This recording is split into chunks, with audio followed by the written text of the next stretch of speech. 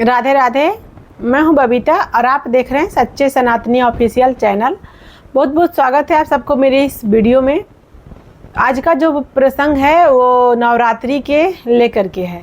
तो बहुत से लोग नहीं जानते हैं कि उनको कलश स्थापना कब करना है और कब है। तो हम आपको बता दें, कलश स्थापना 3 अक्टूबर को है। कलश स्थापना का सबसे जो शुभ मुहूर्त है, यानी शुभ मुहूर्त में जो सबसे उत्तम मुहूर्त है वो 5:45 बजे से 8 बजे तक का है। तो जो माताएं बहनें भाई लोग जो करना चाहते हैं, जो करेंगे, कोशिश करें कि यही टाइम में कलश का स्थापना करें, क्योंकि जब व्रत ही करना है, नियम अनुष्ठान ही करना है, तो उसका पूर्ण लाभ क्यों न लें। अगर टाइम का ध्यान रखा जाए, मुहूर्त के अनुसार कार्य को किया जाए तो सर्वोत्तम फल की प्राप्ति होती है, ये सभी जानते हैं।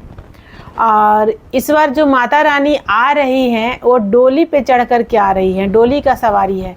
तो डोली का सवारी अच्छा नहीं माना जाता है, ये शुभ संकेत नहीं है। ये पूरा पृथ्वी के लिए, इसमें ऐसा माना जाता है कि प्राकृतिक आपदा होने की संभावना अत्यधिक होती है और माता रानी भी खुश नहीं है। तो इस बार जो भी भक्त लोग उनको आराधना करेंगे, उनका जो भी उनको मनाने का कोशिश करेंगे, कोशिश पूरा कीजिएगा। और क्योंकि जो माने हुए होते हैं, यानी कि जो खुश होते हैं, उनसे तो बात कर लेना और उनसे जा कर के अपना सब कुछ दुख दर्द बताना बहुत आसान हो जाता है। लेकिन जो थोड़ा सा क्रोध में होती हैं, या माताएं भी घर में अगर क्रोध में हैं, तो बच्चों को उनके पास जाने में डर लगता है और बहुत मुश्किल से सोच समझ के बोलना पड़ता है कि क्या बोलें क्या नहीं बोलें, क्योंकि माँ तो पहले से ही क्रोध में है। तो इसी प्रकार इस बार माता रानी थोड़ा दुखी हैं, क्रोध में हैं, क्रोधी दिख रही हैं। तो उनसे बहुत ही आराम से प्रार्थना कीजिएगा और जनहित के, जन के कल्याण के लिए, जनहित के लिए भगवान सबका हित करे, माता रानी पूरा पृथ्वी का हित हो, ऐसा आप लोग सबको प्रार्थना कीजिएगा। और हम भी माता रानी से प्रार्थना करते हैं कि हे माता रानी, जो भी प्राकृतिक आपदा होने का संकेत मिल रहा है, ये आप बहुत कम से कम में उसको निपटा दें। ये तो नहीं कह सकते हैं क्योंकि आप पूरा ही ख़त्म कर दें, आपदा हो ही नहीं, ऐसा तो नहीं बोल सकते हैं, क्योंकि जानते हैं कि जो होनी है वो तो हो के ही रहता है, उसको कोई रोक नहीं सकता, टाल नहीं सकता है।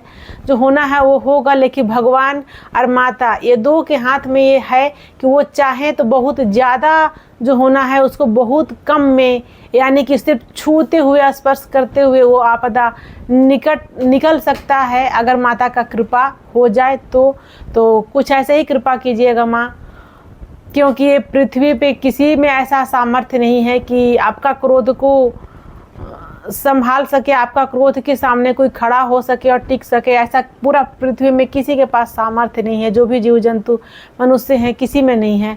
तो सबको अपना बालक, अबोध बालक मानते हुए, सबका गलती जो भी है उसको माफ़ करते हुए बहुत कम से कम में ये प्राकृतिक आपदा को आप निपटारा करवाइएगा, ऐसा हम आपके चरणों में प्रार्थना करते हैं, वंदना करते हैं। हे माँ, सबको कल्याण कीजिएगा। राधे राधे।